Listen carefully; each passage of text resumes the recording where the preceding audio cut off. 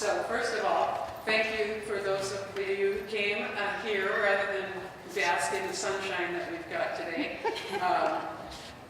Very happy to welcome you to the Story County Democrats gubernatorial candidate forum.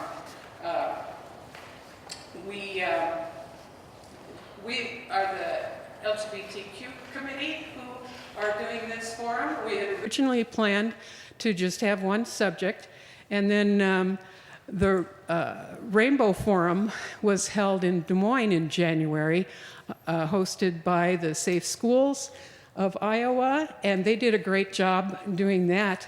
I encourage you to go to their link, and you can have a one issue forum where I think you answered 10 questions, if I remember correctly. They were great questions. We have a couple of follow-ups, but that deal directly with LGBTQ issues. And then we also have issues related to agriculture and, well, you'll find out. We're going to get the show on the road right away. You can see we have 4 of the 6 candidates that are in the Democratic primary. I'm happy that they're here. And I don't want to trash the other 2 who are missing. Fred Hubbell's campaign had him scheduled somewhere else. They've all got busy schedules now because they're in the primary mode, primary campaign mode. Hubbell campaign sent a surrogate, which I'll have her come up in just a minute. And the Bolton campaign, no response. In many different ways of trying to reach them. That's as far as the trashing that I'll go. But the other 4 are here, and very happy to hear what you have to say. It'll help distinguish yourselves from one another in the race, I'm sure. And with that, I'd like to introduce, well, first of all, there'll be 2-minute introductions. There'll be 8 questions. With 90 seconds to answer, and then 3-minute closing remarks. And prior to that, I'm going to introduce Debbie Gitchell, who is the surrogate for the Fred Hubbell campaign. And so if we could welcome Debbie, come on up.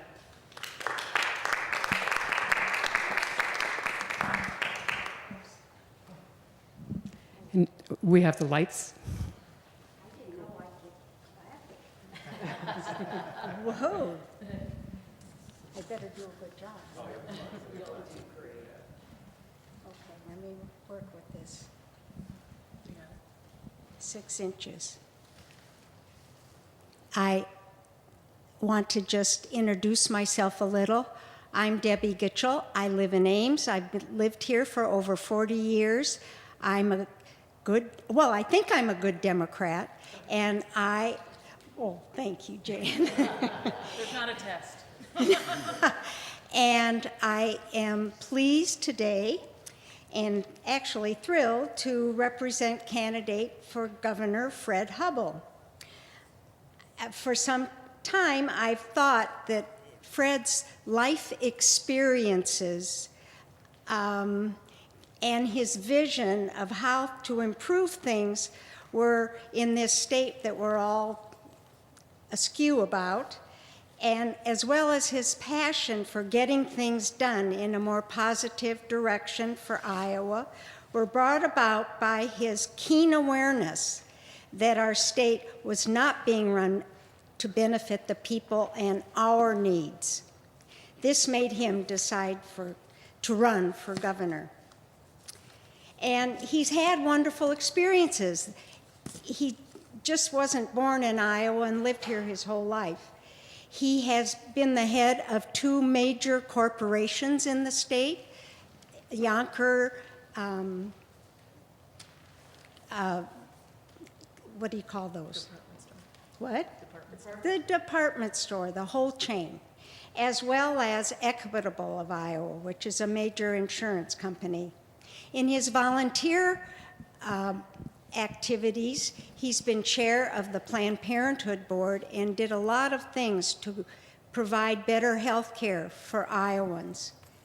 And I know how difficult that can be because I was also chair of Planned Parenthood in our state. And even though I am so glad I can say I represent Planned Parenthood, and I know Fred would say the same thing. And he saw a need to work on mental health when there was a real crisis not that long ago in our state. And he has worked in government. He worked on 2 councils when President Culver was in office, and he was the head of the Economic Development Fund, and then there was another thing that he worked on that was a not so nice thing that he solved. He solved a big problem. Since Fred launched his campaign for governor, he has been traveling all across Iowa, sharing his vision to put people first and to get Iowa growing from the grown up by investing in education, expanding access to health care, and getting incomes rising. As governor, Fred will put Iowa's budget behind those priorities. First, his priority is from funding pre-K to restoring collective bargaining for our teachers, to make higher education more affordable, and investing in job training and public-private partnerships with our businesses and our high schools and community colleges. And Fred will ensure that every Iowan gets the skills they need to be successful. On day 1, number 2, Fred will reverse the privatization of Medicaid that has been a disaster for Iowans' health care. In addition, he will work to restore the funding for Planned Parenthood, expanding good quality, affordable health care for every Iowan. And lastly, Fred will work to raise incomes and create good paying jobs by investing in Iowa through education and infrastructure like high-speed broadband, affordable housing, growing our economy from the ground up. I'm going to have to cut you off there. Oh, there's my light. I didn't even see the yellow one. I really get into this, but I thank you. At least I got through his prayer.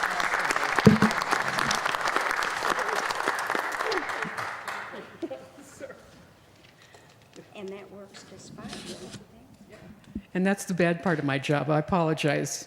Thank you very much for sharing. What I was saying. I know. Okay. And we're going to be passing the mic here too. And so I think we'll just start right off. Each of the candidates will have 2 minutes. John. Good afternoon. Great to be with you all today, and thanks for taking the time to let us share with you our thoughts. You know, I've been campaigning across this entire state, this entire campaign, making a real emphasis to get outside of Des Moines, because there's a real big state outside of Des Moines. And I just have to point out that I appreciate Debbie's remarks, but this is my 14th candidate forum or Democratic Party county event I've been at since the first of the year. Yay. Only once have I seen Fred Hubble outside of Des Moines. He sends a lot of surrogates. I don't know how you be governor of this state and not get out and talk to people. This is a long, hard process. But I would not want to be governor any other way than spending all my time out talking to Iowans throughout this state. This should not be an election that is bought. This should be a governorship that's earned. Because this campaign is about contesting for power. It's about contesting for power against the wealthy, the special interests, and the corporate lobbyists that control our government today. And my campaign is about taking back control of our democracy for people. That's why I'm running, and that's what I believe we have to do to change this state to the state we want for the future. You can see the control of the wealthy special interests in so much of what happens today. Start with the privatization of Medicaid. How do you take $5 billion of federal and state money designed to help our most vulnerable citizens and now carve out a profit margin for insurance companies and expect to get better health care? It's illogical unless you understand the logic of our politics today, which is politics for profit and government for greed. You see it in gun control. You see it in women's reproductive freedoms. You see it in the water quality crisis of special interests controlling our government. And we can't solve any of the problems that we need to face in this state until we take back control of the special interests that are running our government today.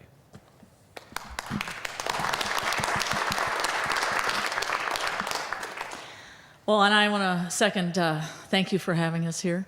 I too think it's important that we are out talking to Iowans, but more importantly, even maybe listening to Iowans, because I think there's a lot of answers everywhere in Iowa. And I certainly learn things every time I go somewhere. So I hope to do that here today too. So I'm Andy McGuire. I'm running for governor. I always tell people I'm from Waterloo, and one of the things I think you should know about your governor is where they come from and what kind of upbringing they have. And I'll tell you, my dad was a World War II vet, came home, started a construction machinery business. My mom stayed home with us. And what I learned the most was about caring about other people. That's why I became a medical doctor, because caring about others, especially when they were hurt or injured, was so important to me. And I saw the power of that in helping people's lives. And I've been going all over Iowa, and I hear from people that they're not feeling like they're getting that anymore, like they're getting a fair shake or they can get ahead for their families. And honestly, they feel like the Branstad Reynolds and now Reynolds administration is putting profits ahead of people. Well, I won't do that. I'm a doctor. I will always put people first. Patients are always first. That's an oath we take, and I will make sure that we put people first. I'm talking a lot about healthcare. Healthcare is a right, not a privilege. We say that, but it means something. It's very important for all of us. Any of us could need to access the healthcare system this afternoon, and you have to know it's affordable and accessible for everyone, and that it's good quality. I also talk a lot about mental health, substance abuse, and addiction. We were talking earlier with some people about we have a system right now that's not working for anyone. We're 50th in mental health beds, 47th in providers, and our law enforcement's really turned into our first-line mental health providers. So I want to fix that, and I know I have the expertise to do it. I talk a lot about about funding Planned Parenthood, putting that funding back. I talk a lot about education and how we have to have the best public education, have world-class schools. So I look forward to the questions. I look forward to talking to you more, and I look forward to listening to you after. Take care.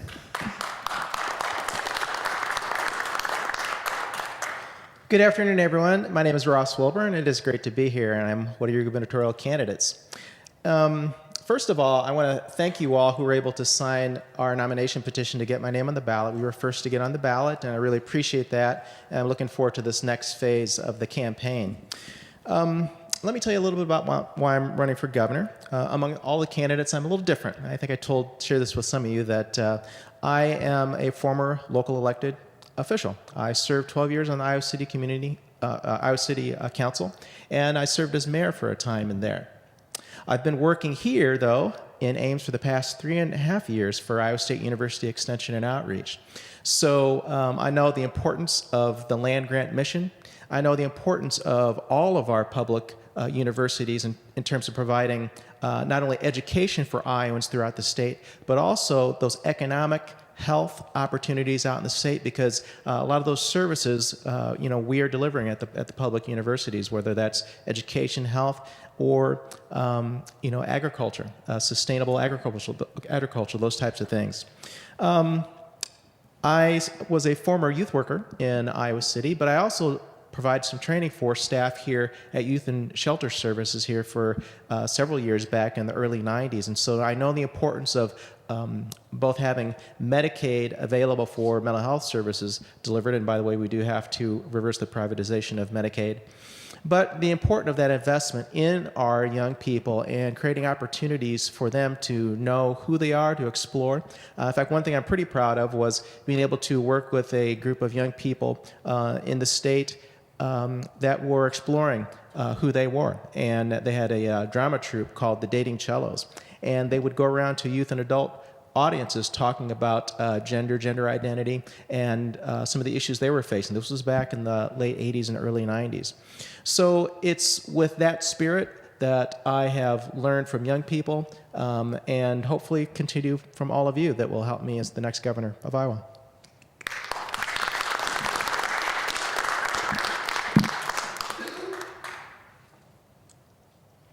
I'm waiting for the green light. Hi, my name is Kathy Glosson, and I'm an intensive care unit nurse and a union leader with over 20 years of experience. And I'm also a proud Democratic candidate for governor. But I will cut right to the chase. You know, our bold progressive campaign is about doing politics differently because status quo policy in politics is not getting the job done. You know, Iowans that I've been listening to are ready to rise up for bold progressive change to turn things around in our state. They're ready to rise up for an increase in the minimum wage to $15 an hour, expanding and strengthening union rights for working Iowans, and are very interested in rising up for universal health care to cover every Iowan. They're also ready to rise up to fully fund public education and make college affordable for our students, to clean up our dirty waterways, and make sure corporate polluters that have done that dirty water work are accountable for that. We're also building a grassroots movement in each of Iowa's 99 counties, because if we invest in these bold ideas, we can improve the lives of over 1 million Iowans. I invite you all to join our movement. Let's rise up together in 2018. I'm Kathy Glosson. That's why I'm running for governor. Thank you.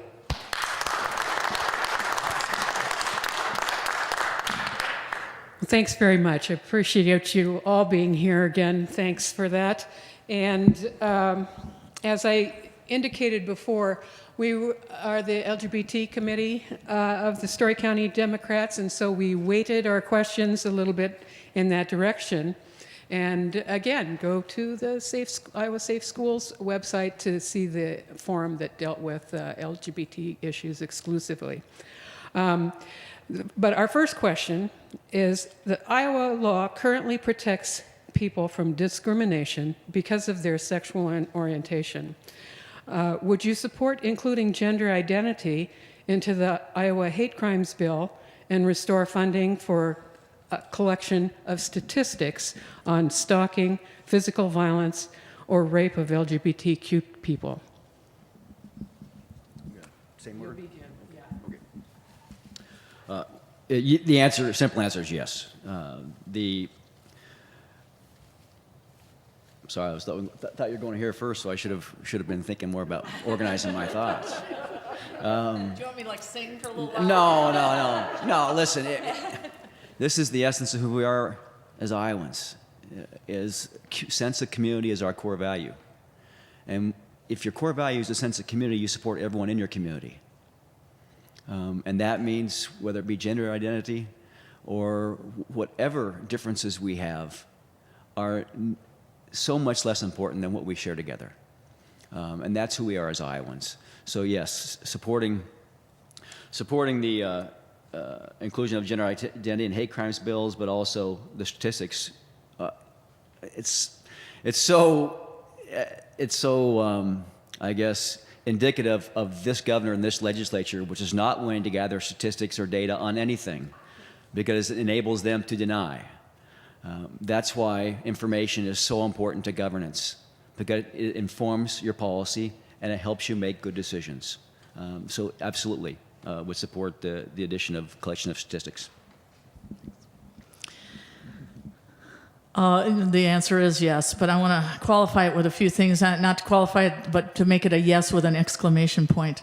I've been involved with the Iowa Safe Schools and the Governor's Conference, which really works on this discrimination, especially in schools, and we have got to start there. We've got to make sure our teachers and our students, and that's what Safe Schools does with their GSA organizations, they make sure that there's not the discrimination because of gender identity in their schools. And there's a governor's conference. The governor hasn't gone to it when Branstad was there or when now Reynolds is there. And I guarantee you, I will go to the governor's conference as governor. The other thing I'd like to talk about is the statistics. I'm a scientist. And if you're a scientist, you have to know where you are. If you don't have statistics, you can't move anywhere because you don't know where you're starting from. And so it's absolutely important that we have statistics of what's going on in our communities so that then we can make them better. And I always talk about, scientists, we know where we are, we get everyone around the table, we have metrics and accountability, and we get to where we want to go. We have that goal. So I think absolutely you have to have the statistics, but you've also got to have a leader who understands how important it is to not have this kind of discrimination on gender identity and to include it as part of the hate bill.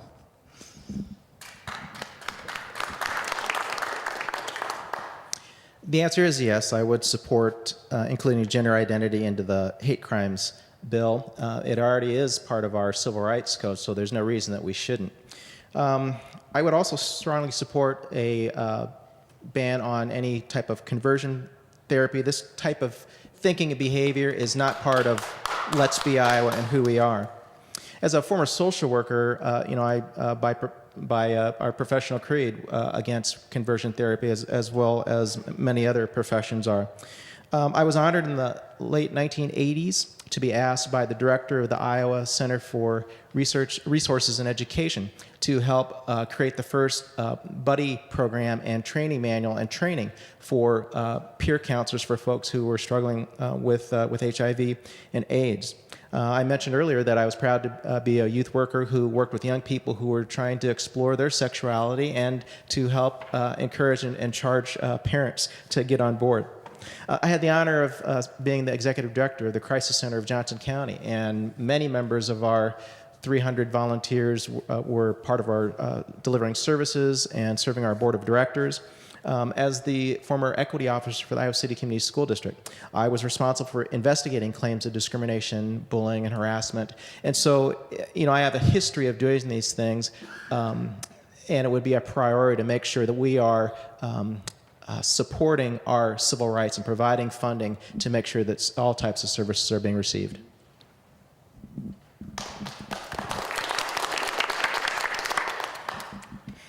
So I absolutely support including gender identity into the hate crime statute. It absolutely is necessary. And I too agree with the ban on conversion therapy. It's archaic and inhumane. I also believe that we should ban the trans panic defense in criminal cases in our courts. We also need to defend marriage equality because it is constantly under attack in our state and in our country. I also agree with the funding for collecting the statistics on, unfortunately, the stalking, physical violence, and rape of LGBTQ plus communities.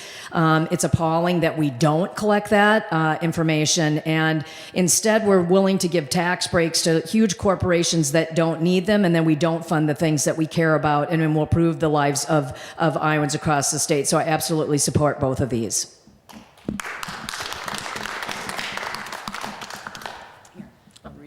I'm going to read the questions first here. The Republican administration's privatization of Medicaid has resulted in the loss of services for patients and slow or missing payments for providers. We've all heard that in the news. There is also a ban on some treatments and surgeries for LGBTQ people. And as governor, what would your plan be for Medicaid, and how would you help ensure health care needs of LGBTQ people are addressed? And Andy will start. Okay. Great. Thank you, Sherry. Well, as a doctor and someone who's worked in Medicaid, I can tell you what they've done is a mess. Just a mess. It is hurting patients every day, but I like that this question talked about providers as well. So let's say what it's not doing. It's not taking care of patients. It's not paying many providers. And some of those providers, the larger hospitals are hurting, and especially rural hospitals, but smaller home health and physical therapy, they've gone under because of this terrible funding that they're doing. And lastly, don't let anybody kid you, folks. It's not saving a dime. It's actually probably costing us more money in the long run. So what I would do is I would bring it back into the state, because right now we're hurting patients. I talk to people who have special needs kids, and they're denying some of their therapies. They're going to have to go into institutions. They're not going to be able to be taken care of at home because of what they're doing. Talk to a mom, and she has a disabled child. She has to drive an hour and a half to get her child care. That's not what we need. So I'd bring it back into the state, and with my expertise in being a doctor and having worked in healthcare, I know how to do that. And I would make sure also, as far as these procedures, I would make sure we paid our providers within 30 days, which is what I did when I was there, and that we were fiscally responsible. But these procedures, medical procedures should be decided by a doctor and not by anyone else. So I would make sure those medical procedures were paid for between the patient and the doctor, just like anything else. Thank you. It would start by reversing the privatization of Medicaid. That was done without hearings. It was done, basically cloak and dagger behind the scenes, and so we can do that right away. I think the other thing in terms of healthcare needs, this is an area that I would take a look at trying to change the relationship between the governor's office and all our health care and mental health care providers. We brought the middle person in between them and our providers and patients, and we have some great innovators in our healthcare system in the state. It does hurt people who are receiving services, but people who've chosen those professions to provide mental health support and other types of supports, they're not able to make a living because of not being able to be reimbursed.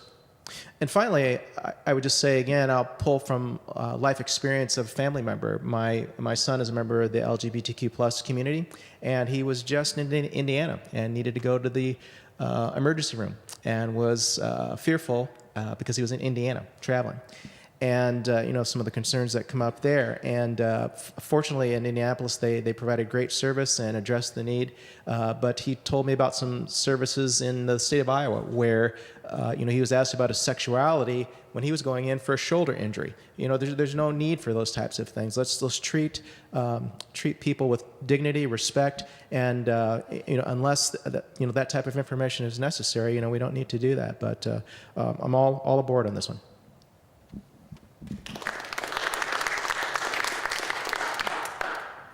So, reversing the first thing I would do is reverse the privatization of Medicaid.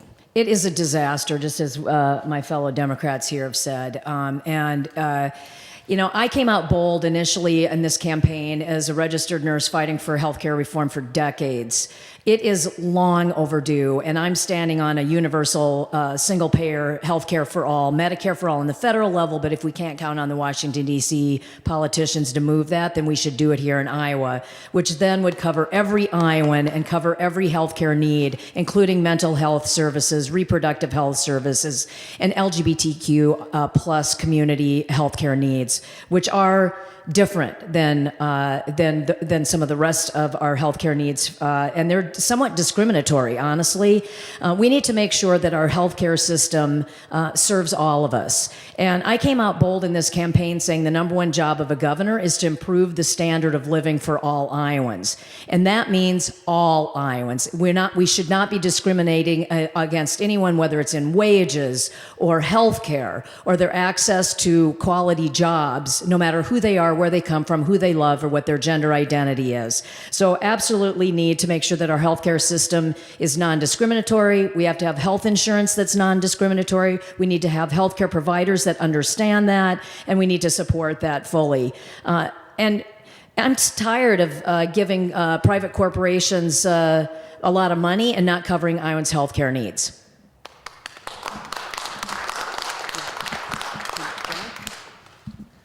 Well, I already mentioned Medicaid, so let me just expand upon it a little bit.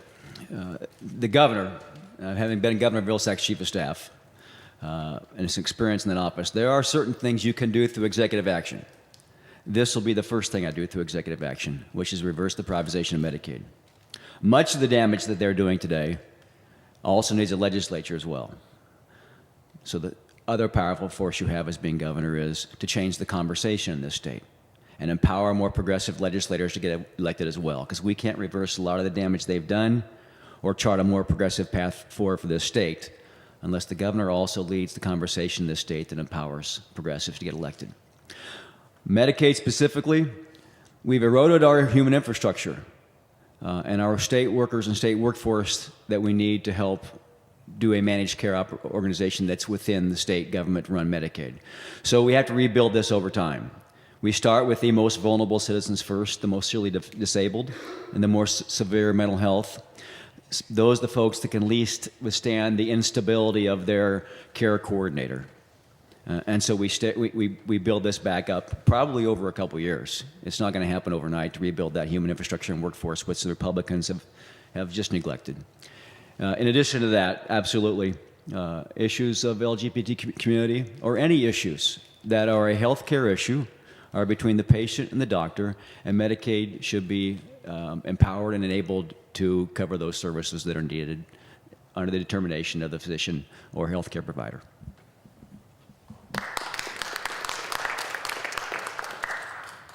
Thanks, Andy. Okay, question number 3.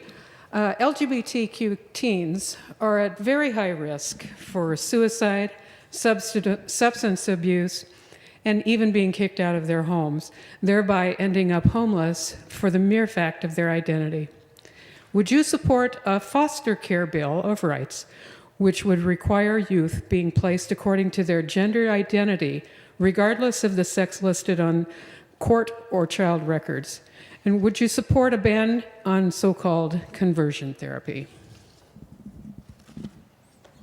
Well, we've already addressed the conversion therapy, but I will add that, I recall it is very damaging, and I recall back in the late 80s and early 90s on something that I would equate, essentially, they're trying programming, and I equate it to something similar to when young people were being pulled into cults and needing and being programmed, and so having to be that type of similar damage that's done by conversion therapy. I would support a foster care bill of rights so that youth are placed according to their gender identity regardless of sex. And, we have to look globally, too. I mean, young people coming up, they are so much more open and honest and accepting of each other, and we need to bring the adults along with that. So as part of it's going to involve a greater effort at education and making sure that we have strong civil rights so that we are reinforcing that welcoming, inclusive Iowa that we've all been talking about and wanting. So it will also involve, some of our systems looking at Department of Human Services and revision there, some training and technical assistance to make sure that people are aware of the importance of not having young people end up in situations where their health and mental health and their lives are at danger.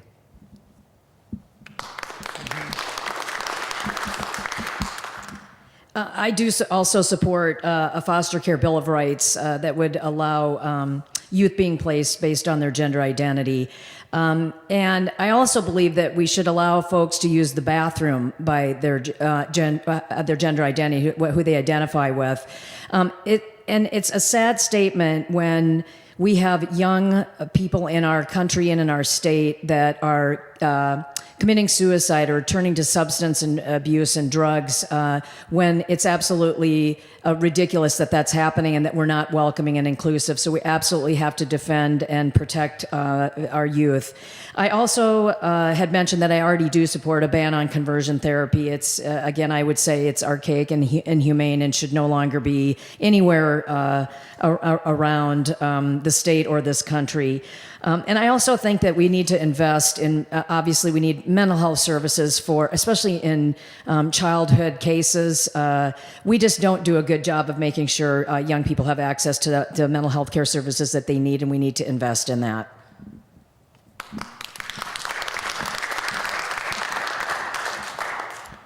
This goes even beyond LGBTQ youth. We're failing in this state in general because we have no mental health system for our children. That complicates our education system, our healthcare system. The Medicaid privatization has compounded that because nearly 70% of our mental health patients are eligible for Medicaid. But we're literally driving mental health providers from this state and finding it more and more difficult to find mental health providers because of our privatization of Medicaid. We do know that the suicide rate and substance abuse rate is higher amongst LGBTQ youth because they're not getting the support they need. And then not just getting the support you need goes way beyond with the notion of conversion therapy. That's just a lack of recognition of people being who they are and empowering people, enable people to be who they are. I absolutely support a ban on conversion therapy.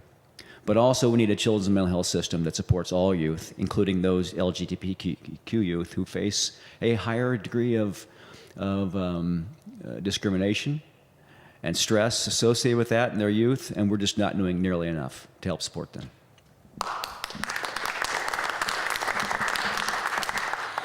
I want to tell a quick story because this highlights it. I know a young gentleman, LGBTQ youth, who got kicked out of his house in high school. He was couch surfing, and I said to him, "Why did the teachers not get you into a foster family?" And he said in his community, the teachers knew. He said in his community, they would have put him in a foster family. He would have had conversion therapy in those families.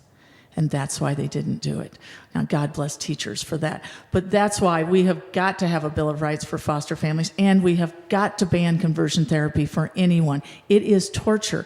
I belong to the American Medical Association as a doctor. They're one of the most conservative. I sometimes don't agree with them because they're way too conservative for me. But even they understand conversion therapy is torture. So we have got to ban it as a state, but we also have to have a Bill of Rights for foster children. And I agree again, I have a mental health plan on my website. I don't print it because I like trees, but it's 17 pages long, it's 7 points, and it talks about how important it is to address each of the problems in mental health. And this is a problem. I'll tell you even more, the high risk for suicide, if you happen to be of color and an LGBTQ youth, you're even worse on the suicide range. So we have got to have mental health, community mental health for these kids, for all of our community. And that's why I feel so strongly about having that mental health plan. Thank you.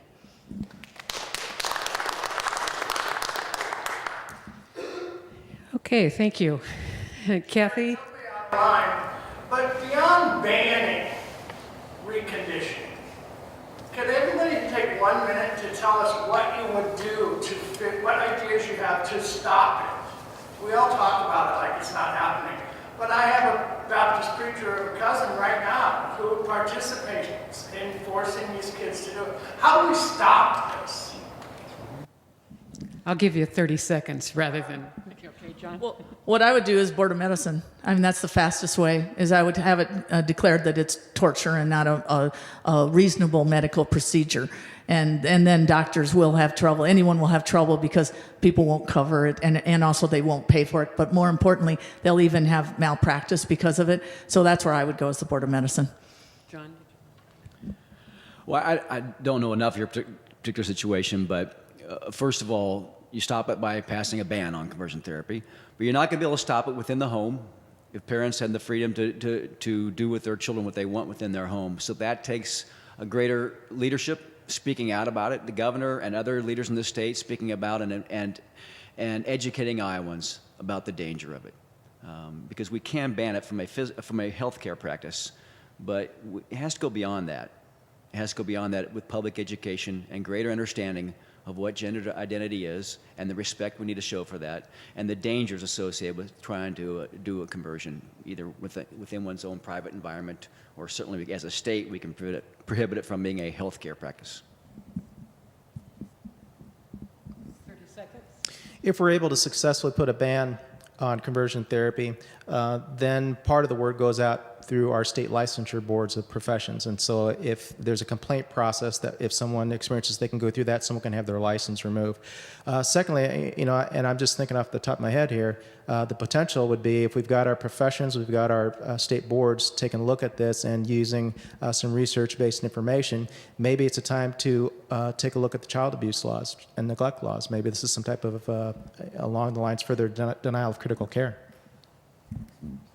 Yeah, I agree. I think it's a great idea to do that. And I also think that the governor could put together a consortium of interested parties to actually, if you can legislate it, but still doesn't mean that people won't do it. And so I think we actually should probably put a consortium together and put the best minds in the room, create a public health research document on it, and release that information. And it has to be reported and turned in when we hear about this. And maybe we could even look at fines or penalties for folks that are actually continuing to do that, to create a punitive when you're doing something that is a ban legally. We do it with everything else that way. Why would we not do it with this? Thank you, I'm sorry. Okay. No, that's okay. Okay, the next question will be for Kathy to start. The Me Too movement has highlighted a harassment spectrum that virtually every woman and girl has to spend time and energy dealing with to some degree and at various points of her life. A glaring example that tainted our state capitol is the sexual harassment which Republicans were found guilty of and which Iowa taxpayers have since paid a $1.7 million judgment. In addition, Republicans have continued their efforts this legislative session to deny women the dignity and sovereignty over their own bodies when making health care decisions by passing the most restrictive and unconstitutional abortion bill in the country. How would your administration address these issues? Wow, that's a big question. So first off, I would say Governor Kim Reynolds has failed to lead on the issue of sexual harassment and discrimination in state government. As governor, I would make it absolutely clear that there's zero tolerance for that sort of behavior of any form of sexual harassment or discrimination. And what that means is we have to act swiftly and immediately to address claims of sexual harassment and discrimination, because I think it's really clear that the current internal processes under her administration obviously aren't working. Today, we just had another report of someone that works in the legislature was just having another problem in the Senate again. So that's why I believe we need an independent entity that actually can take in every claim, investigate it thoroughly, and then make recommendations for next steps on that, with the goal of making sure that there is no retaliation associated with the report of sexual harassment or discrimination in state government. As far as the attack on women's reproductive health and health care, we absolutely have to, I support funding of Planned Parenthood. When we closed those clinics, 14,000 to 15,000 Iowans lost access to critical health care services. It is absolutely that we have a governor that's going to stand up and make sure that Iowans have access to reproductive health care that's given through Planned Parenthood clinics. And it is a woman's decision about and choice about what she does with her body, and it's also a decision that is made between a woman and her healthcare provider.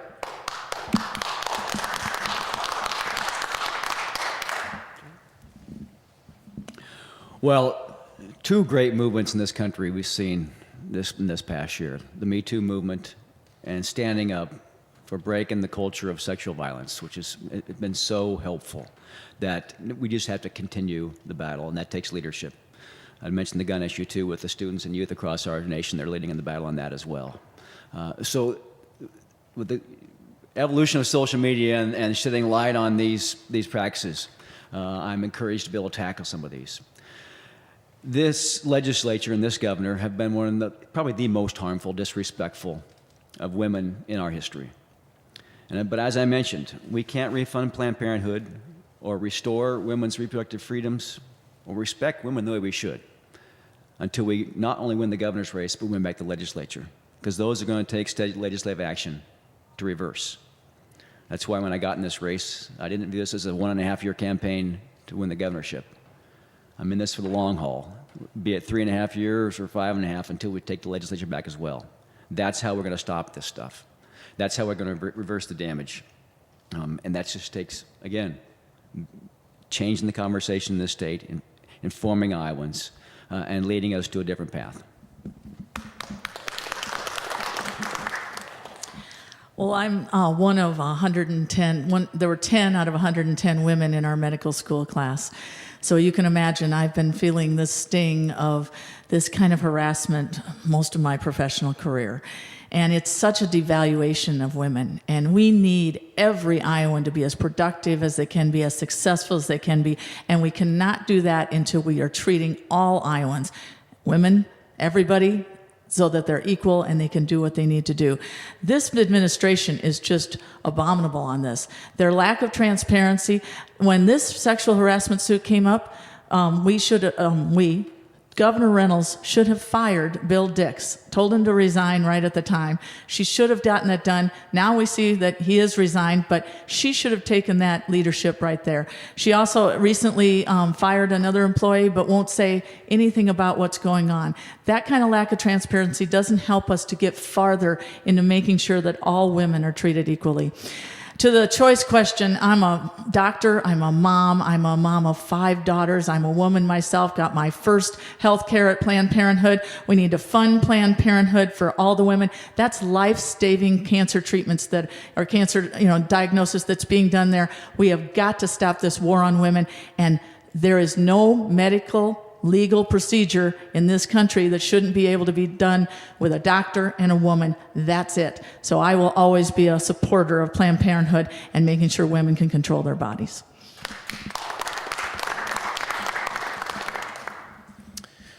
Sexual harassment is a form of discrimination, and it needs to be treated as such.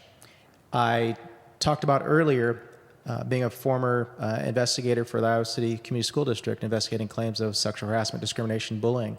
And so you've got to have a process in place, and you have to inform people what the process is to make a complaint so there can be an investigation. And if there's some form of misunderstanding, then there's education that goes along with it, but there's consequences. And if it's a founded situation, then there are consequences.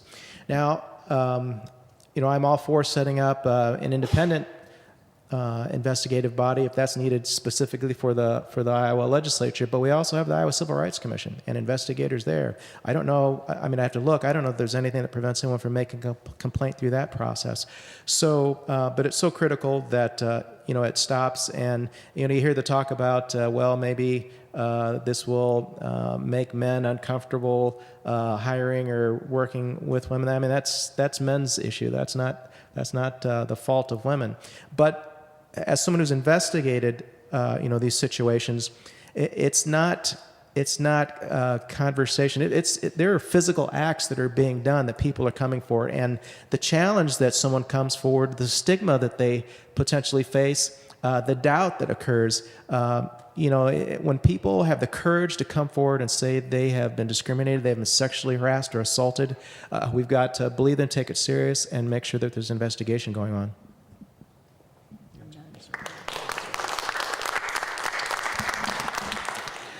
Yes, I confess that these are loaded questions and full of meaty opportunities for you to include just about whatever you want in this, in the answers. And it's also actually by design to help people draw the connections, quite frankly, between the sometimes seemingly disconnected into tiny little silos when they are all definitely very connected. So question 5, we'll begin with John. Republican elected officials, and that continues with the other questions, by the way. The Republican elected officials often scoff at references to identity politics and suggest there is no need. They have said things like the law treats everyone the same, or all lives matter, rather than address the reasons for the murders and death that draw attention to the need for the reminder that Black lives matter. The strategy was the same when, as we struggled for marriage equality for actually over 20 years, not just all of a sudden, but when they said that LGBTQ people were seeking special rights rather than equal rights. Now, in spite of legislative and cultural progress, there is still a need to deepen the foundation of that progress. As governor, how do you intend to speak to these issues and counter Republican miscommunication about so-called identity politics so that legal and cultural progress continues to improve and is not eroded? Well, I may take exception to that last line, which is so that legal and cultural progress continues to improve. I'm not sure it is. We've seen too many examples recently, which is the reason for the Me Too movement, and the reason for so many people speaking up about discrimination. We saw it in their voting rights law bill they changed. Their strategy is oppression and control the conversation with, as you mentioned in the question, the identity politics. We've got to change that conversation in this state and this country, that these are not about special rights, these are about equal rights. These are about making sure everyone has an opportunity. So you, as a governor, support education and training, more public awareness of the need to treat everyone equally, and call out those things like what the voting rights bill does, or their failure to respect women's rights, their failure to respect the rights of the LGBTQ community. That's the conversation that has to change. Support measures, like we talked about earlier, the hate crimes bill, making sure that's part of that as well. So there's measures we can take legally, administratively, but also speaking out, and that's what I think my governorship would encompass all those different strategies, because I don't believe we're winning this battle today. They are empowering the radical right with their language of division. Sorry, my time's up. You're fine.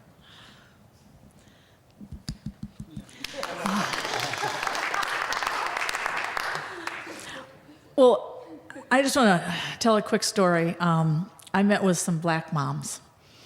And when I met with them, they were talking about the things that they do for their teenage children, especially their teenage male children. And they talked about them having, when they went driving, having their driver's license and their registration out in a baggie on the front console so that they wouldn't have to reach into the glove compartment to get it. They talked about what to do, put your hands on the steering wheel, don't move. I've never taught my children that. They talked about, not if you're walking along the street and there's a policeman or something, never run. I have never thought about teaching my children this. That's why when you say this is special rights, no, this is equal rights, because I've never thought of this and they have had to. That's the whole point. And I was the chair of the Democratic Party, and I got slammed a lot of times about we were doing identity politics. No, I was sticking up for Iowans who were not being treated equally. And I will go toe-to-toe with Republicans about identity politics. I just think this is another way that they market that we're somehow not doing the right thing. We are absolutely doing the right thing, and every person in Iowa, black, white, LGBTQ, whatever it is, should feel like they have what they need to be successful. And that's what we're not doing now. And so I'll be one to say good for identity politics if that means that there's equal rights for everyone.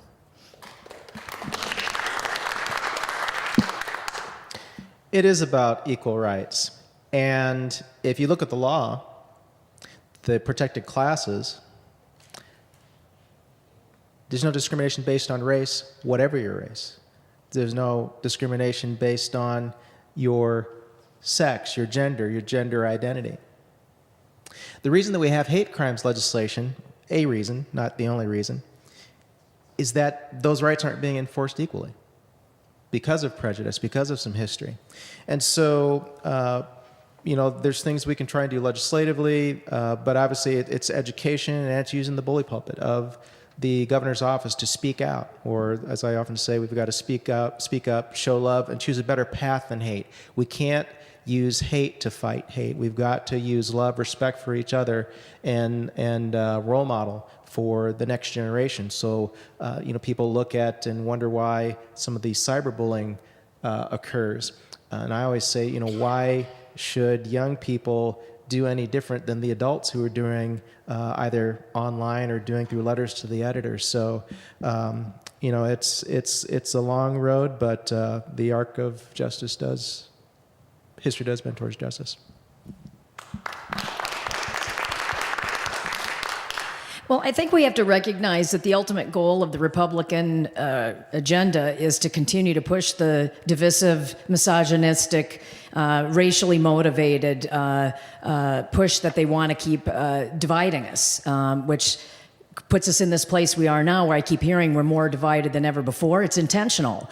And so, we have civil rights and we have laws on the book to protect us from these things, but these things still happen. It's going to take leadership and movements that we're seeing on the ground to combat this sort of racially motivated, hate sort of divisive politics and rhetoric by elected officials, which is disgusting to me. And so movement building, that's the only way we change things. And, that's why I'm so proud of this campaign, because we are building a movement about the things that we care about. And we have to use our voices, stand together, because change only comes and always comes from the ground up, not from the top down. And that's what it's going to take to actually push back the evil that's out there and take back, claim what we really stand for, and that's equal rights for all, and improving the lives of all Iowans and citizens in our country, people in our country.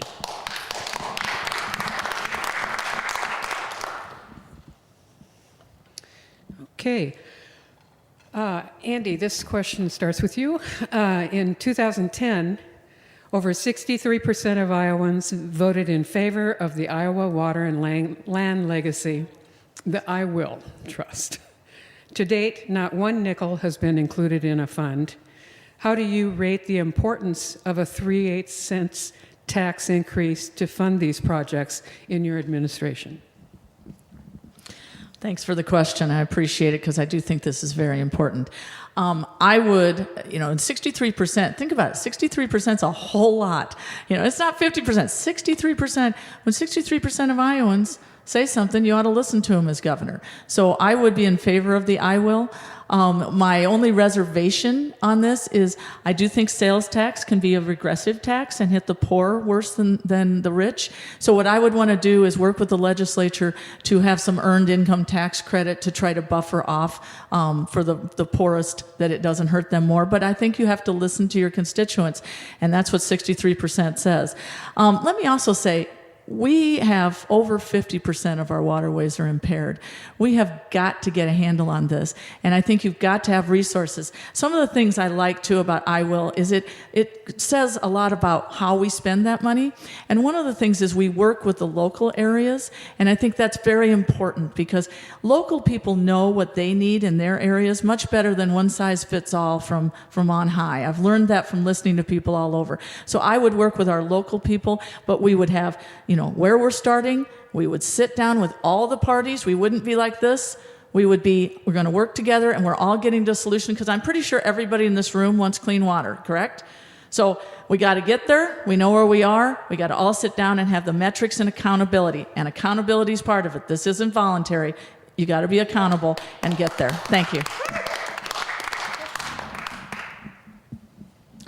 I'm going to take one step back because of all the funding sources that aren't being prioritized. It starts with the budget, and giving out the big tax break without expecting something in return is the start.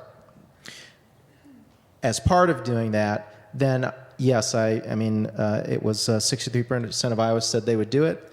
I think that we've got to get a legislature to help do that. But with that, there are already some land trusts, some entities that are willing to provide matching funds to use that money to help, whether it's with diversification of crops, with education, with other types of land use, but also as part of this, which may or may not require some of those funds to be used. If there's either voluntarily or with some incentive through the fund to try and take some of the land usage that's in private use and designate it for public use. Maybe a farmer does have some land and it's an area that they're willing to try some alternative crops or to have hunting, fishing, public trail go through. So, those are the types of things we can do with the fund. And, we can make some alternatives in terms of trying to buffer impact on people with low income.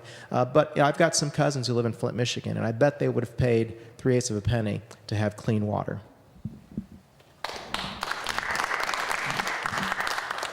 Well, ridding our polluted waterways is turned into a costly amount of money for the state and local governments.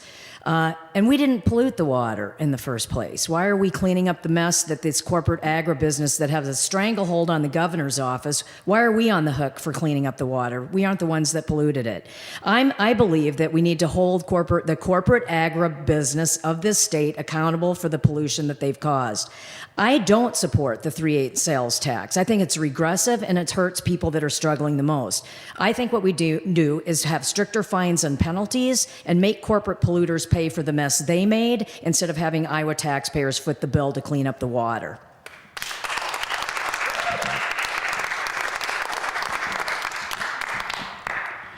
Thank you. I'll give you my whole tax policy in 1 minute. How's that sound? I believe we've passed so many tax credits, deductions, and special giveaways to special interests in the last 5 years. We've eroded our capacity to invest in our future, to the tune of a loss of revenues of about $600 million a year. I believe we need to restore some of those, so that primarily be targeted towards our needs for education, public education, and mental health. To be able to fund IWIL, we need to have another revenue source. So I have reluctantly said, and that's hinging it too much. Listen, I support 3/8 cents, but I support going above 3/8 cents, either 5/8 or clear to a penny, and that we backfill with the additional all the impact on low-income Iowans. We increase the earned income tax credit. We increase education and college assistance for low-income Iowans so that we get the objective done with IWIL, but also buffer the impact on low-income Iowans. And remembering that IWIL was not designed to be a subsidy for farmers to change practices. That's only like 20% as cost share for changing some practices. Most of it was designed for parks and recreation, expanding outdoor opportunities that all Iowans benefit from. So I think it's important to go forward with it, but being mindful that we have to make sure we buffer the impact on low-income Iowans.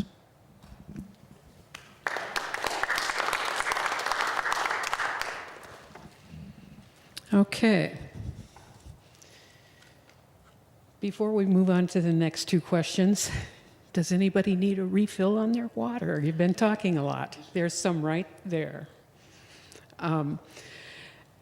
Would you like some, Ross? Okay. You're first up with this next question. Out of a total of 35 million acres of land, Iowa has roughly 23 million acres of row crops. Because of this, together with Illinois, we are responsible for approximately 40% of the pollution causing the dead zone off the coast of Louisiana.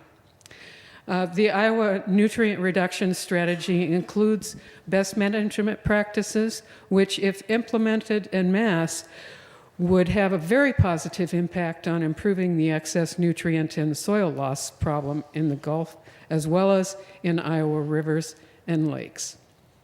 I'm a former soil and water conservation district commissioner. Okay. Iowa also has a 22 million gallon manure management problem caused by industrial production of over 60 million pigs and chickens. We currently have over 750 seriously impaired waterways, and the Iowa Alliance for Responsible Agriculture has called for a statewide moratorium on new or expanding factory farms until Iowa has fewer than 100 polluted waterways. Are you supportive of the current voluntary approach to implementing the nutrient reduction strategy or regulating its implementation? If so, to what degree? And are you supportive of the moratorium on factory farms? Thank you. I'm not supportive of the voluntary approach because it's not being monitored. It's not being managed. The DNR has been understaffed. They've not been given the directive, you will enforce the master matrix. So even as it is, it's not being enforced. So I would give that directive. I would staff the DNR at a level that they can enforce. In terms of a moratorium, first, I would have, while a revisit of the master matrix is being done and that's being looked at and the manure management plan, and while I'm given the directive to you will enforce, if we get resistance, if we don't get compliance, then I would use that leverage of the moratorium. A concern I have, one, in terms of any lawsuit that comes up, if it ends up with a lawsuit, then fine, we'll go ahead and deal with that. But if we can use that leverage prior to that step, then let's use that. Another concern that I have is people getting around the rules. And if whatever the number definition of factory farm, if it's 900 hogs, then okay, so then they build for 888 and onward, downward. So, but I suspect it wouldn't be long before I would put a moratorium on, but try and use whatever leverage I can. But above all, I want to make sure that we've got the DNR staff and the directors giving the message that you will enforce the matrix once it's reworked.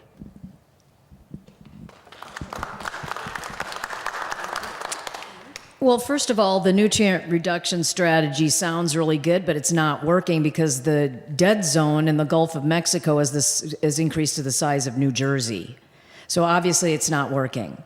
What I do think we need to do is, it's going to be difficult to mandate a nutrient reduction strategy because we're talking about not just the large factory farms, but independent family farms in the state of Iowa.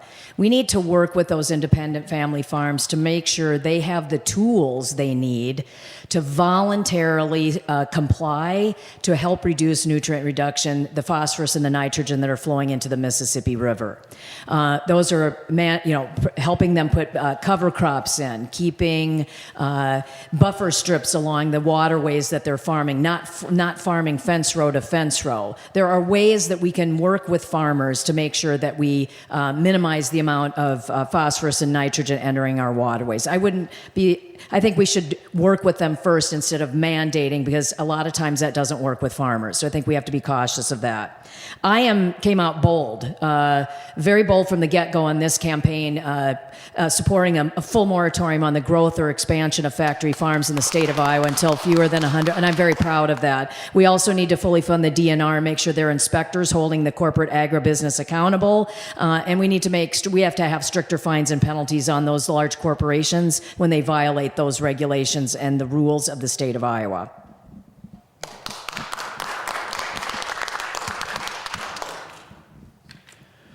Well, I believe it's clear that the current nutrient reduction strategy is not working. And we have to have measurable targets. We need a water quality bill that actually has monitoring and measurements and measures that will kick in place if those aren't met. That's the only way we're going to actually turn this around, I believe.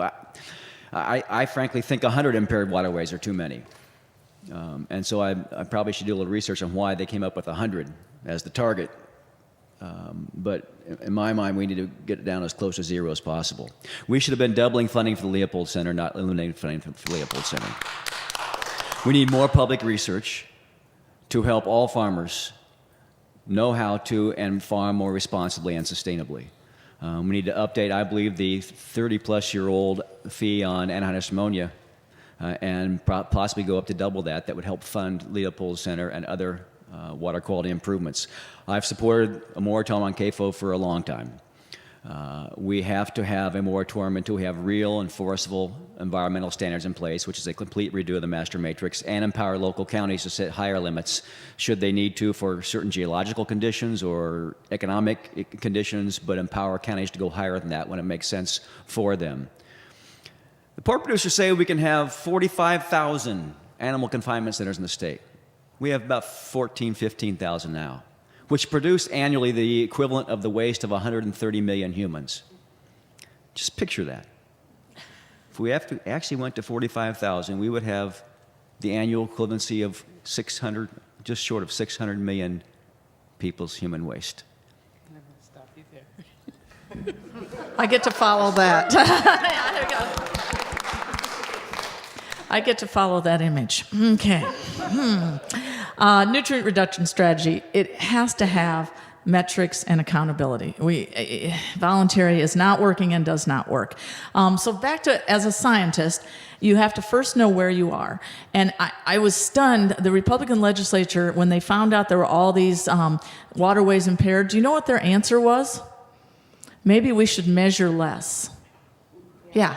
Let's not know where we are. So we have to know where we are. We have to get everyone around the table. We have got we've got to stop having us against them behavior. We've got to have everybody at the table, and we've got to have metrics and accountability for how we get to where we all want to get to. Because I think solutions here is something I want. I want to get to a solution to this and not just argue with each other. On the master matrix, I think we should just blow it up. It doesn't work, and so we should just blow it up. And what I would like to do is have some state framework so that one county cannot impact another county, but it ought to be local control that's really driving it, because if it's near my home, I think we should have local control. And lastly, we need to encourage scientific research right here at Iowa State, but at all our regents, universities, really encourage it. And right now, I'm afraid Big Ag is actually suppressing it. So I think that's something we should do. Okay, thank you.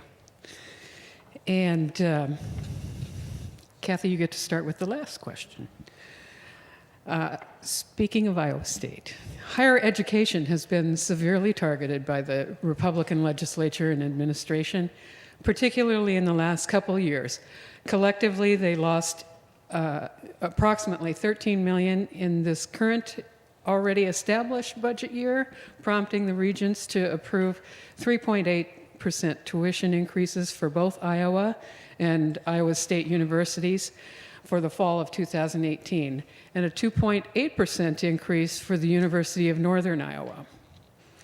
Last year, the Republican-led legislature specifically targeted the Leopold Center at Iowa State University in spite of their net positive contributions toward developing economically and environmentally sustainable agricultural and food systems. They also targeted the Iowa Flood Center, and just this week, the Center for Global and Regional Environmental Research at the University of Iowa has been specifically threatened by complete loss of funding that would close down their research activities. The excuse for these targeted attacks is the very real fact that revenue shortfalls have created the current year's budget problem. In light of the state of Iowa budget shortfall, and given the proposed tax credits, tax reductions, and impact on higher education budgets, as well as other state services, how would your administration respond? So go whatever direction you want on this one. Well, not too long ago, Iowa had a surplus in our budget. But when the Republicans took over the state legislature and the governor's seat, we lost that. This is not a question of revenue shortfall. It's a misguided governor and legislature that are beholden to their corporate friends instead of funding the things that we value and care about as Iowans.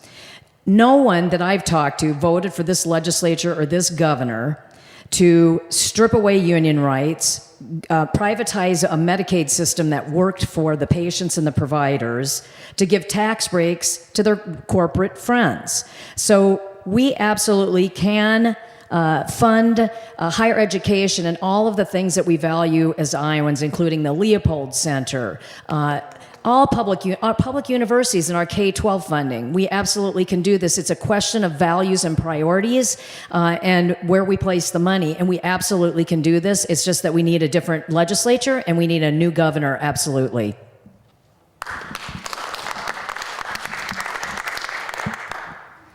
Well, thank you. As I heard the question there, I used to serve on the board of the Center for Global and Regional Environmental Research at the University of Iowa. As I already mentioned, Leopold Center. We have a number of great forward-looking operations or educational and public education in this state. And the fact that that's what gets cut for their fiscal mismanagement is another example of who controls our government. We used to have, we used to talk about evasion, tax evasion, and tax cheats. Well, now they've just hired lobbyists and made it legal. And that's fundamentally what we have to change. As I mentioned before, we need to roll back a number of the tax breaks, tax credits, and tax deductions that have occurred in the last 5 years to restore some of those state revenues. I think our first priority has to be pre-K through 12th grade, public education, and our mental health. We should, at a minimum, attempt to keep the funding level or keep the tuition rates level in our state regents institution, because right now they're looking at a 40% increase over the next 5 years. What I proposed is we offer a tax credit to college graduates for 7 years after they graduate. Students that stay and work in Iowa get a tax credit. So we borrow that forward and help to keep them in Iowa. We know if they'll stay here for 7 years, more likely to stay here for the rest of their life. It helps feed our needed workforce, and it makes it more attractive for recent college graduates to stay in Iowa. Over time, we've got to bring those tuition rates down to make higher education affordable for everyone.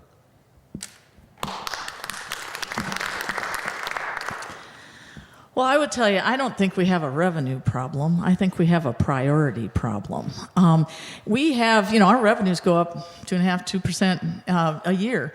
but we're giving it away. We're giving it away to corporations and in corporate loopholes and in tax credits. And I will tell you, I'm not against all tax credits. Some tax credits return value to us in ways we really do want the state to go. So I'm not against all tax credits, but some of them don't return value, and yet we keep giving them to them and giving them to them. So what I would do is make sure I'm looking at every tax credit to see, is this a good deal? If I give you $1, you got to give me value back of $10 or more. You've got to make it valuable, and then I would like it. And right now, we have up to $600 million in tax credits that I think are probably more corporate loopholes than anything. So I would take that money back in, and education is where I would absolutely focus it. And that's from early childhood education, which I think is so important to get people's kids so they're ready to learn when they hit kindergarten, K through 12, which we have underfunded for 8 years now, and then higher education. Because folks, when you do a 3.8% tuition increase, all you're doing is saying to kids that there's some kids will be priced out of going to college, or they're going to be saddled with such debt that they can hardly do it, and certainly not buy a house and have the life they want to have. So we have got to have this as a priority. World-class education is something we used to be proud of. Our quarter says foundation in education. We need to get back to that, and I'll be a governor who does it. Thank you.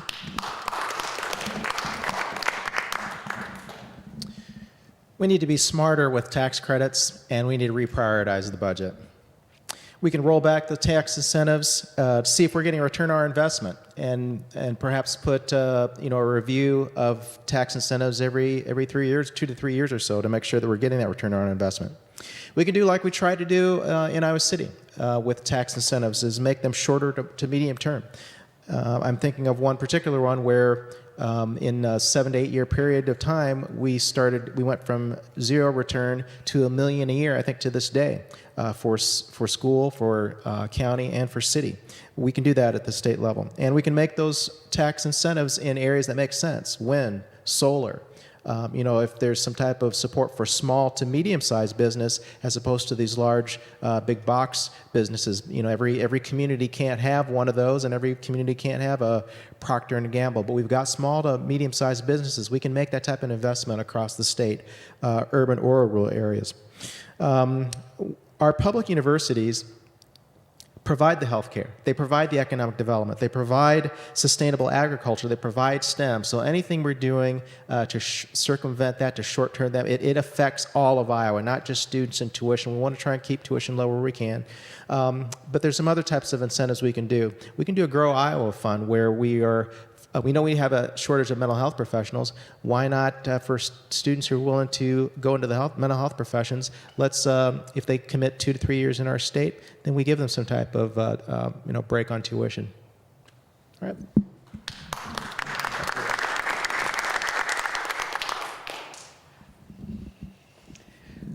Well, that's the last of the 8 questions I had. I do have one bonus question, if everybody's okay with spending maybe 15, 30 seconds on answering an extra question. Okay. If you were governor right now, today, what would be your top 3 veto pen uses? And veto pen uses. Now, I didn't define who starts this time. Anyone who want to jump in first? Okay, and then we'll just go. Sure. All of these wouldn't necessarily be veto, but in fact, one is reverse or privatization of Medicaid. So in a sense, that's a veto. I think, secondly, we need to work to try and repeal the voter ID law. That's something that real quickly we could done. And then thirdly, again, it would be revisiting some of those tax breaks, and maybe that's not necessarily a veto, but I put together a committee, some professionals to go ahead and take a look at that and start rolling those back. Thanks. Go ahead.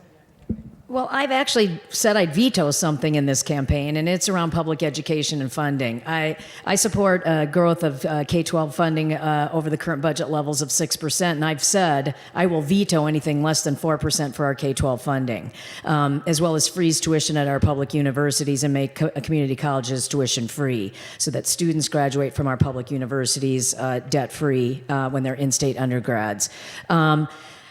There's so many things that the legislature has passed through. I'd probably veto everything that they've done in the last session and the last session before that, and I'd be happy to do that because Iowa would be in a much better place than we are now if we had a governor that cared about everyday Iowans and stood up for everyday Iowans every single day.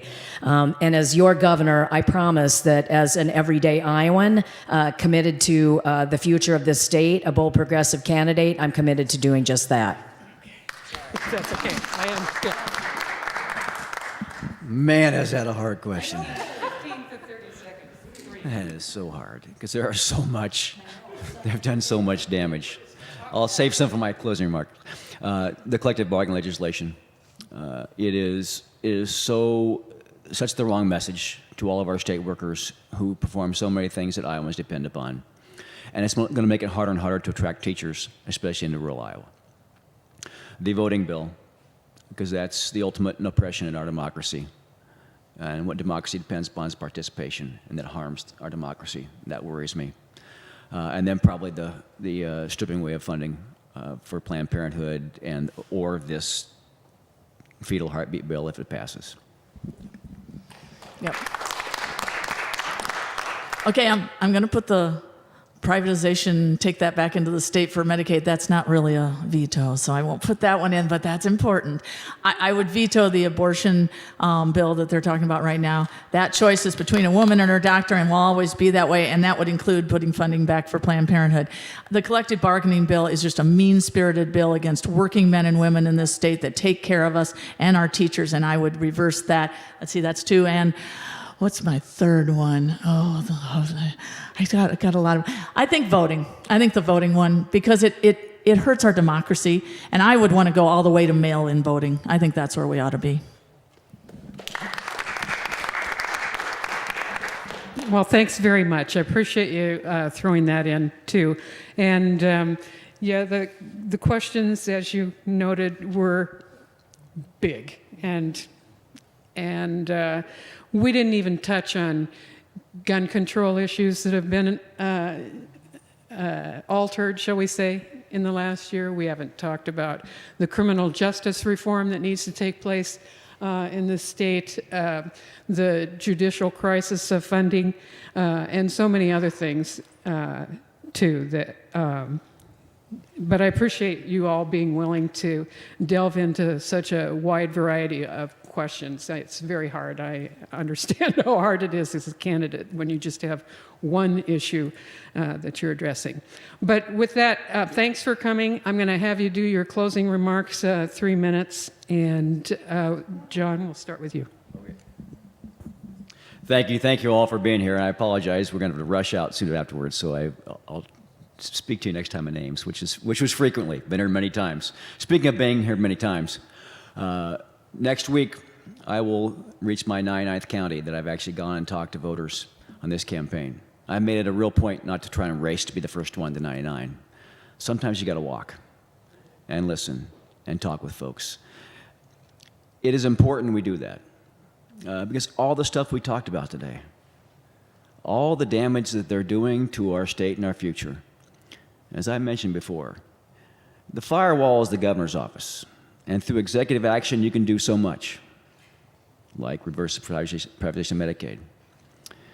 But we've got to win the governor's race and retake the legislature. And to do that, we won't, unless we win back votes in rural Iowa. So when I leave here, I'm going to Quasqueton. And then tomorrow, I'm in Fayette and Chickasaw, or New Hampton and Bremer, where 2 former state legislators, Andy Wenthe and Mark Kuhn, are supporting me because they know what it means to have a statewide candidate that can attract rural votes because they've both lost. In 2002, Tom Harkin won 82 counties in the state, and Tom Vilsack won 68. And in 2006, Chet Culver won 62 counties. In 2014, Jack Hatch, our gubernatorial nominee, won 1 county, and Bruce Braley, our U.S. Senate nominee, won 15 counties. And in 2016, Hillary Clinton won 6 counties. You all familiar with Einstein's definition of insanity? If we have statewide candidates that just appeal in the urban areas or just double down to make up for their increasing losses in rural Iowa and expect to win, we're crazy. We have got to be a party that's statewide. And believe me, the Ames Des Moines corridor and the Cedar Rapids Iowa City corridor cannot afford to sustain the human and physical infrastructure of this entire state. We've got to rebuild rural Iowa for a better economic future, and I know there are people who want to live there. I saw it at the Practical Farmers of Iowa state convention here back in January, where I saw so many young farmers wanting to make a living off our land sustainably and through diversified agriculture. And there are so many other opportunities we can create in rural Iowa. But to win politically, we also have to show up. And we have to listen. And we have to fight for economic opportunity for everyone in this state. I've been the head of a state farm organization. I've been the chief of staff to the governor. I've been the chief of staff to the U.S. Department of Agriculture. I've been the chairman of the Iowa Utilities Board. I've been on the Federal Energy Commission. President Obama sent me to the United Nations to represent the U.S. on agricultural policy. I don't need training wheels for this job, but I need your support to get there. And I believe I can help change this state and empower progressives up and down the ballot to get elected, which is what we need to make that change.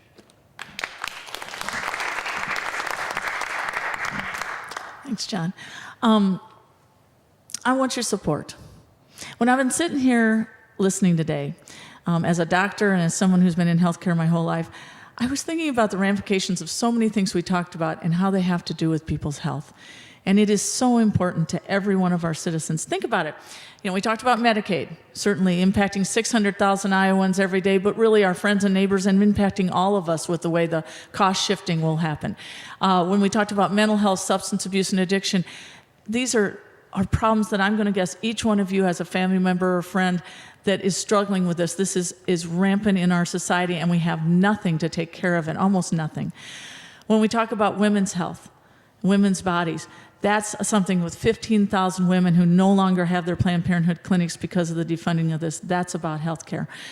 When we talk about and we didn't even talk about our nursing homes, which right now have no really oversight coming to them because of budget cuts and I think a lack of priority on our seniors.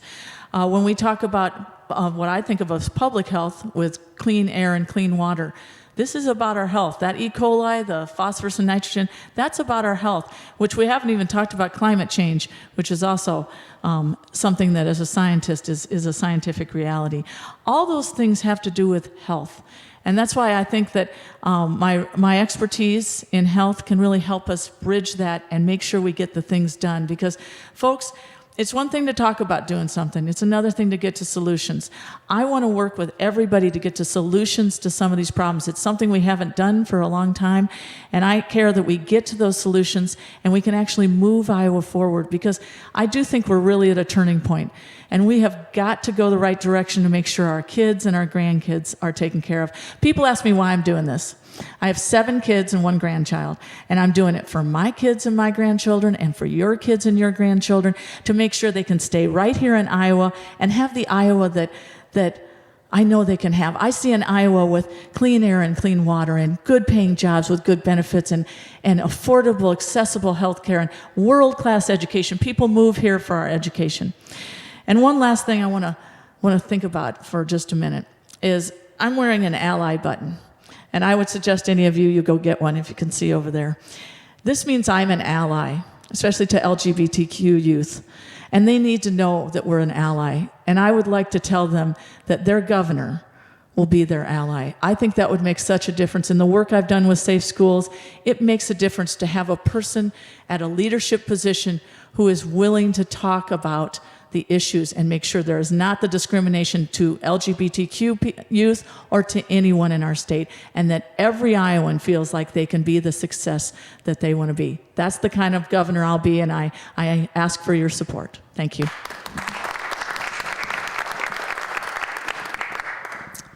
Again, my name is Ross Wilburn, and I live here in Ames the past 3.5 years. I want to again thank you all for signing our nomination petitions and to allow us to be the first campaign to successfully file to get on the ballot. Our campaign theme is Let's Be Iowa, and so let's strengthen urban and rural economies. Let's protect our land and water. Let's educate our children and Iowans for life. It's about our health, ensuring a welcoming, inclusive Iowa. So it's about values. And we know the importance of individual responsibility, but as Democrats, we know the importance and how much stronger we are when we act together, when we look out for those, for our neighbors, when we know that those who, the least fortunate among us, we're no better off than they are. That was something when I was in the Army Guard, that we always made sure that our buddy was able to accomplish the mission that we were working on. We know our environment is neglected by Governor Reynolds and Republican leadership, that they're not making, they're talking about rolling back some credits in terms of solar. They're not paying attention to some of the civil rights issues that we all know are important. And there are a lot of issues that we've not talked about. We've not talked about human trafficking. We've not talked about criminal justice reform. Gun control, we can honor the Second Amendment and have sensible gun control. It shouldn't be easier to buy a weapon of war than it is to get your driver's license, So I always leave folks with the idea and the notion about diversity and inclusion, because it's important to have opportunity, not just for the 1%, for the rest of us, but to create that sense of belonging, whether you've got citizenship here or not, whether regardless of your color, your race, your gender identity, your sexual orientation, whatever that might be.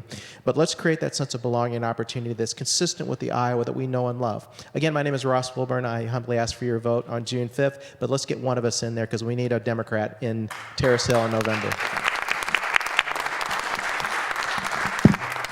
Well, I want to thank Story County Democrats for hosting us today and having this important discussion on the issues that we all care deeply about.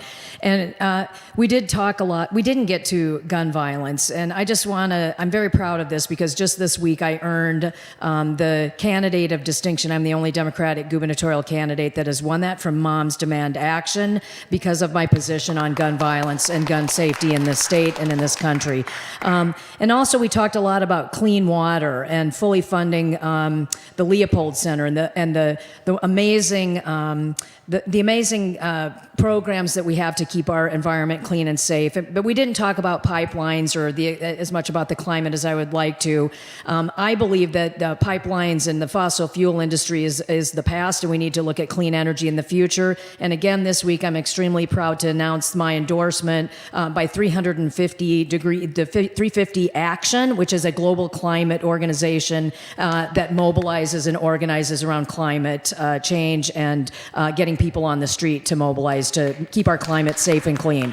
But I just want to say that this year in Iowa, we have a unique opportunity that if we reject politics as usual, telling us what we can expect, and instead demand the things that we as Iowans deserve, and if we stand up to the things that we all care about, like raising the minimum wage to $15 an hour, making unions strong again in our state, investing in single-payer universal health care, we can improve the lives of over 1 million Iowans. And we must take up this fight because there is no alternative. The Republicans have a stranglehold on our government at the local level, state level, and federal level. In Iowa, what that's led to is a reality where women can't get access to reproductive health care that they need. Communities are struggling to provide the mental health services that they need, where workers have been stripped of their union rights, where our minority and LGBTQ plus communities face discrimination and attacks every single day, where our young, our elderly, and our sick and the most vulnerable in our communities can't afford to get the health care that they need. I'm here today to say the time for half measures and incrementalism is over. It hasn't worked for us in the past, and it won't work now. That's why we're building a bold progressive movement, because we are a campaign that puts people over profits, people over party, and people over politics. I invite you to join our bold progressive movement because it's going to be won by people just like you. Let's rise up together in 2018. I'm Kathy Glosson. Thank you.